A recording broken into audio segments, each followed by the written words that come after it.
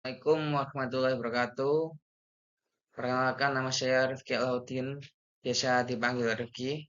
Saya adalah mahasiswa RPL Teknik Elektro dengan NIM 253608011, mata kuliah Akselerasi Teknologi Informasi dan AI dengan dosen pengampu Pak Andri Kurniawan SPD MPD dengan judul Implementasi dan Inovasi Pemanfaatan Kecerdasan Buatan AI dalam bidang keilmuan teknik elektro.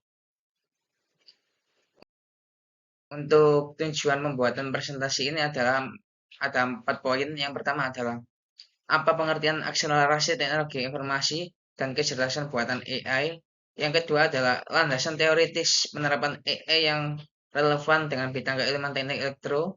Yang ketiga adalah contoh nyata atau studi kasus penerapan AI di bidang teknik elektro. Dan yang terakhir adalah risiko, tantangan etika atau hambatan implementasi AI yang perlu diantisipasi. Kita mulai untuk poin yang pertama yaitu akselerasi teknologi informasi. Akselerasi teknologi informasi adalah istilah yang merujuk pada peningkatan pesat dalam penerapan dan pengembangan teknologi informasi yang membawa cara hidup, bekerja, dan berinteraksi. Lalu yang kedua adalah artificial intelligence atau AI. Artificial intelligence atau AI atau kecerdasan buatan adalah cabang ilmu komputer yang berfokus pada pengembangan sistem komputer yang mampu melakukan tugas-tugas yang biasanya memerlukan kecerdasan manusia seperti pengenalan suara, pengenalan wajah, pemrosesan bahasa alami, dan pengambilan keputusan. Lalu landasan teoritis penerapan AI yang relevan dengan bidang keilmuan elektro. Pembelajaran mesin, machine learning atau ML, adalah cabang AI yang memungkinkan sistem komputer belajar dari data, mengidentifikasi pola, dan membuat keputusan dengan intervensi manusia yang minimal. Algoritma ML meliputi regresi, klasifikasi pengembangan clustering, dan pembelajaran penguatan reinforcement atau learning. Lalu untuk contoh nyata atau studi kasus penerapan AI di bidang teknik elektro. Untuk salah satu contoh nyata dalam penerapan AI di bidang smart grid atau yang dapat mengatur distribusi daya listrik secara efisien. Jadi, sensor dan algoritma AI dapat mendeteksi beban berlebih, memprediksi kebutuhan energi, dan mengoptimalkan masukan listrik. Untuk contoh lain ini biasanya untuk prediktif maintenance pada mesin industri, di mana AI itu menganalisis getaran atau suhu untuk mendeteksi potensi kerusakan sebelum terjadi kegagalan sistem. Lalu untuk kita masuk ke dalam tahap risiko, tantangan etika, atau hambatan implementasi AI yang perlu diantisipasi. Meskipun banyaknya manfaatnya, penerapan AI menghadapi beberapa tantangan. Biasanya itu seperti kehilangan lapangan pekerjaan akibat otomatisasi, lalu penyalahgunaan data pribadi, dan bias algoritma.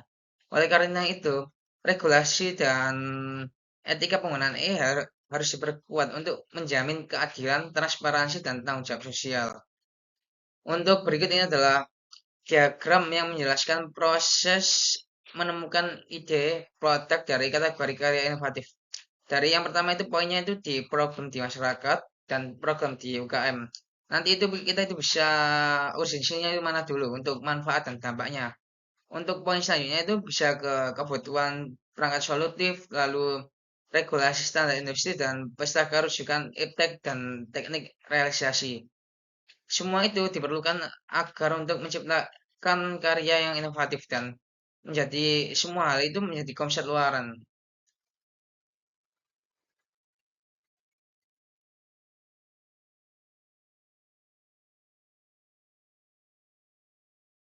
Masuk ke pembahasan bagaimana AI dapat membantu dalam pembelajaran, riset, atau pengabdian sesuai profesi mahasiswa. Sebagai mahasiswa teknik elektro, penerapan AI itu dapat membantu dalam proses pembelajaran melalui simulasi sistem kontrol otomatis, pengolahan data sistem eksperimen, dan desain proyek berbasis IoT. Dalam riset, AI membuka peluang untuk menciptakan sistem yang lebih aktif dan efisien untuk kedepannya.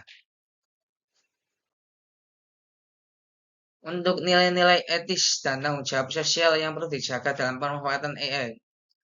Pemanfaatan AI harus tetap memperhatikan nilai etis seperti kejujuran, transparansi, dan tanggung jawab, karena biasanya itu disalahgunakan.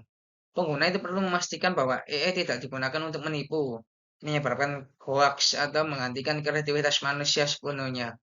Jadi prinsip dasarnya adalah menjadikan AI itu sebagai alat bantu, bukan untuk menjadi pengganti manusia. Untuk kesimpulan dari presentasi kali ini yang pertama adalah efektivitas implementasi AI di bidang keilmuan teknik elektro berfokus penelitian mengevaluasi inovasi AI dan mengidentifikasi tantangan yang dihadapi.